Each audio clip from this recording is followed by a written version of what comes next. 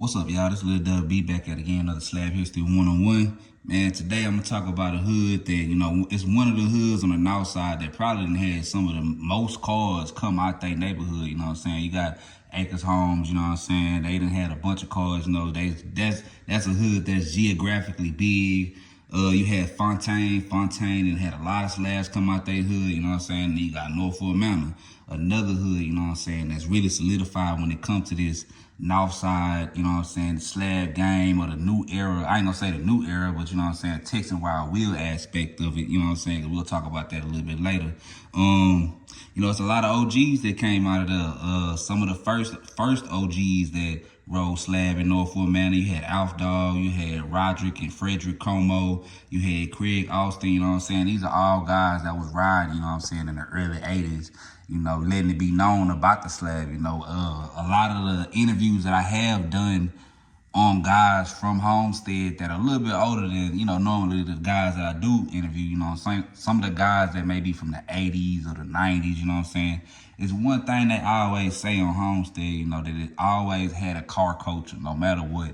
Even before the slabs, you know what I'm saying? You had people building hot rods, you had a lot of different shops on the north side too, that dealt with, automotive, services. You had a lot of mechanic shops, paint shops, interior shops, you had different the posts, you know what I'm saying, where you can go buy and sell different items, you know what I'm saying, for cars and off of cars, you know what I'm saying? So Northwood Manor, is one of those neighborhoods that, had a car culture, from the beginning. And like I said, those names, they come kind of to some of the first ones that rolled slab in Northwood Manor. Now, Northwood Manor starts from Homestead in Little York to Homestead in East Mount Houston. And depending on who you ask, you know what I'm saying, some people will say that the big city side is the front. Some people will say the Little York side is the back, you know what I'm saying? It just depends on who you ask and what part of Northwood Manor that they're from. And a lot of people always ask, how did Northwood Manor get the nickname 503? From my knowledge, it's from the store, you know what I'm saying? They used to be back in the day. It was 7503 Little York, you know what I'm saying, over there by the park, you know what I'm saying? So that was the reason that they called it, you know what I'm saying, Northwood Manor 503. And then you had people, you know what I'm saying, that you can't forget to mention that put on for the manor, you know what I'm saying, back in the day, in the 80s and the 90s, you know what I'm saying, early 2000s, you had, like the people I said earlier, then you had Harold Cheney with the L-Dog, you had Foot with the Fleetwoods, you know what I'm saying, and the Roadmasters, you had Cutthroat, Lil Ray, Nut with the L-Dog with a Phantom front end, Pie Joe with the Rivet, you know what I'm saying? You had so many people, that was coming out. Stupid Tim, of course, you know what I'm saying? You had Rodney, y'all know him now, it's 50 bands.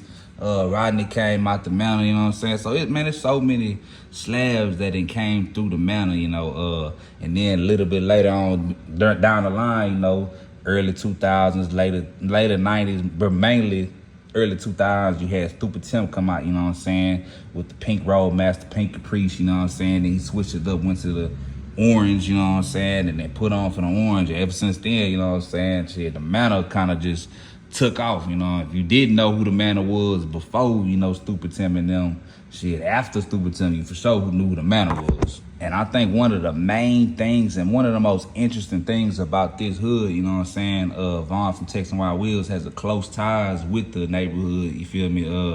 So Texan Wild Wheels and Northwood Manor, and I confirmed it with Vaughn, you know what I'm saying, and I confirmed it with a lot of people from the manor. Northwood Manor is and was the first neighborhood to have Texan Wild Wheels, you know what I'm saying, elbows, swingers, back in the day. First person to ride them was Lil Ray, you know what I'm saying.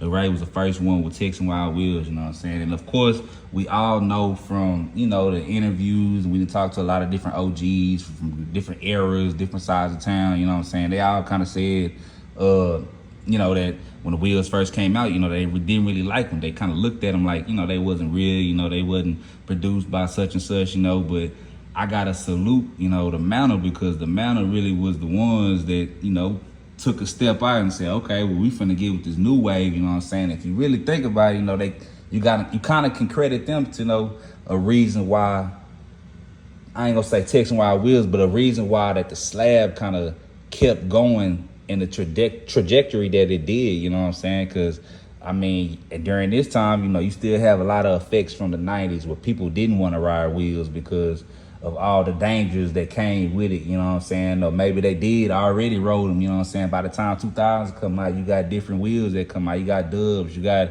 Spreewells, you got Davins, you know, you got all these other wheels that's out to where in the 2000s, you know, the swangers kind of not done away with, but a lot of people don't really mention on the Slab, you know, on Slab OG's TV that it was a minute, you know what I'm saying, in the early 2000s where a lot of people kind of was straying away from them, you know what I'm saying. You got a lot of OGs that still rode Slab, but I guarantee you, if you ask them, you know, if they had any other cars during that time when they had the Slab, I guarantee they'll tell you a whole bunch of different cars, you know. So I always gotta salute Northwood Manor when it come to, you know, pioneering, you know, making the streets want to ride, you know what I'm saying, the Texan Wild Wheels. So, you know, you had like Lil Ray, you know what I'm saying, Harold Chaney, a lot of those guys were the first ones on Texan Wild Wheels. And I can only imagine, you know what I'm saying, with what people was probably saying, you know what I'm saying, pulling up and it's a whole new wheel.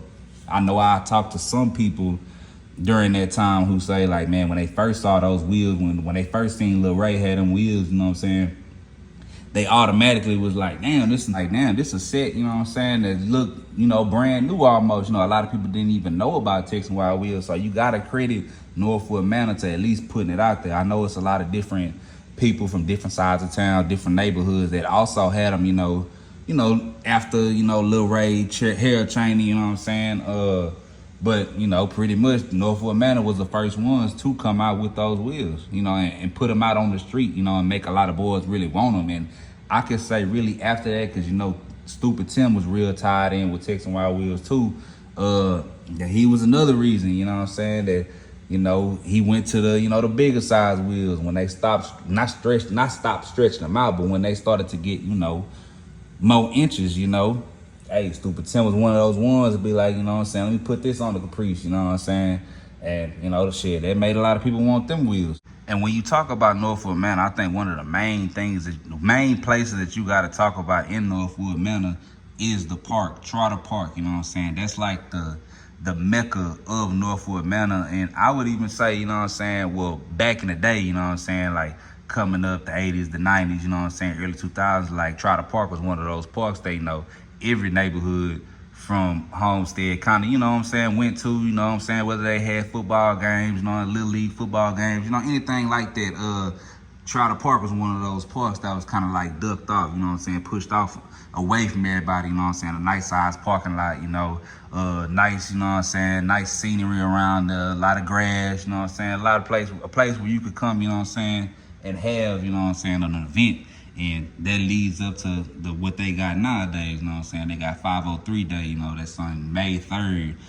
It's a national day for the hood, you know what I'm saying, that they've been doing for probably, don't quote me, but I mean, I would just guess off the top of my head, maybe the last 15, 20 years, you know what I'm saying, that really, you know, really is like a staple in the hood. You know, I went to, I don't know if it was the last one or the one before that, you know what I'm saying, but I went to that one, you know what I'm saying, it was cool, family, you know what I'm saying, all love. Another big, you know, part of Northwood Manor that I would say, you know, that's kind of what make me think of Northwood Manor is Big City. Big City is a place that on Saturday, Sunday, you know what I'm saying, Friday, back in the day for sure, that's where a lot of slabs would come and, you know what I'm saying, congregate, you know what I'm saying? That was a place where a lot of, you know, y'all see the videos that's on YouTube from way back then, early 2000s, you know, Big City.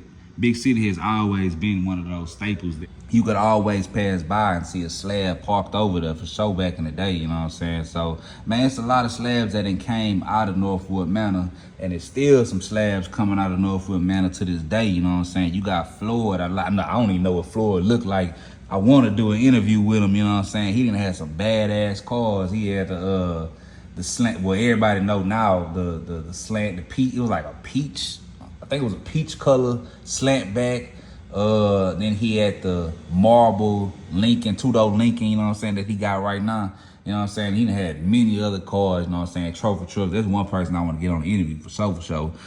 You got my boy Fred, you know what I'm saying, with the Fat Pat Lincoln coming out, bag, you know what I'm saying, candy blue, you know what I'm saying. Hey, I'm ready. There's one car, you know what I'm saying, that's my boy. Hey, that's one car I'm really ready to see, you know what I'm saying, when that boy hit the streets, you know. So my boy Fred, man, come on, let's come out, you know what I'm saying. Let's put on for the stead one more time. You had Jamal, you know what I'm saying, RP, come out, you know what I'm saying, do his thing with the Fleetwood. I think he got that Fleetwood from Foot too, OG Foot. Then you had Lil Arthur, you know what I'm saying. I think Lil Ray coming back out. You got Cutthroat with the orange toys. Man, you got a lot of cars that's coming out the mountain, you know what I'm saying, that been through the mountain, you know what I'm saying.